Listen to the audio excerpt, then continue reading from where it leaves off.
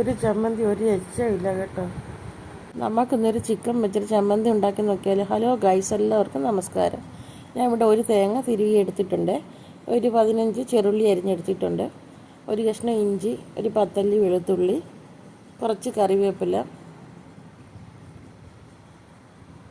കുറച്ച് കുരുമുളക് കൂടെ നമുക്ക് ഇട്ട് കൊടുക്കാമേ.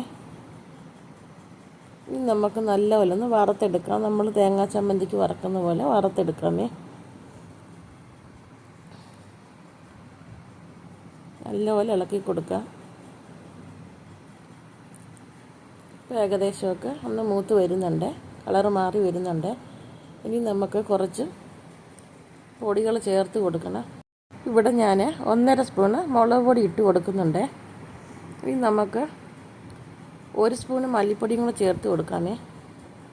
പിന്നെ കായപ്പൊടി വേണമെങ്കിൽ നിങ്ങൾ കുറച്ച് ചേർത്ത് വന്നേ, ഞാൻ ഇപ്പോൾ ഇത് ചേർക്കുന്നില്ല.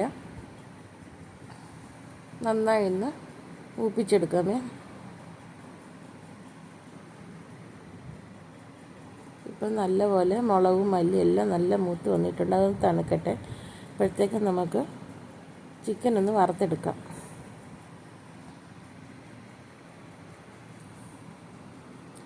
ഇപ്പോൾ ചിക്കനൊക്കെ വറുത്തെടുത്തിട്ടുണ്ട്.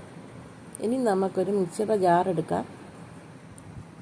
വറുത്ത് വെച്ചിരിക്കുന്ന തേങ്ങ നമുക്ക് കുറച്ചിട്ട് കൊടുക്കാം.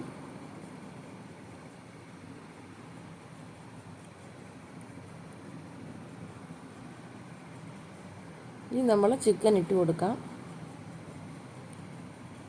ആവശ്യത്തിന് ഉപ്പും കൂടി ഇട്ട് കൊടുക്കാം. ഇനി നമുക്ക് പൊടിച്ചെടുത്ത് കൊണ്ടുവരാം. അപ്പോൾ നല്ലപോലെ പൊടിച്ചെടുത്ത് കൊണ്ടുവന്നിട്ട് അടിപൊളി ടേസ്റ്റാണ് ഈ ചമ്മന്തിക്ക്. തേങ്ങ ഇല്ലാതെ നമുക്കിത് ചമ്മന്തി ഉണ്ടാക്കാം. എല്ലാവരും ട്രൈ ചെയ്ത് നോക്കുക.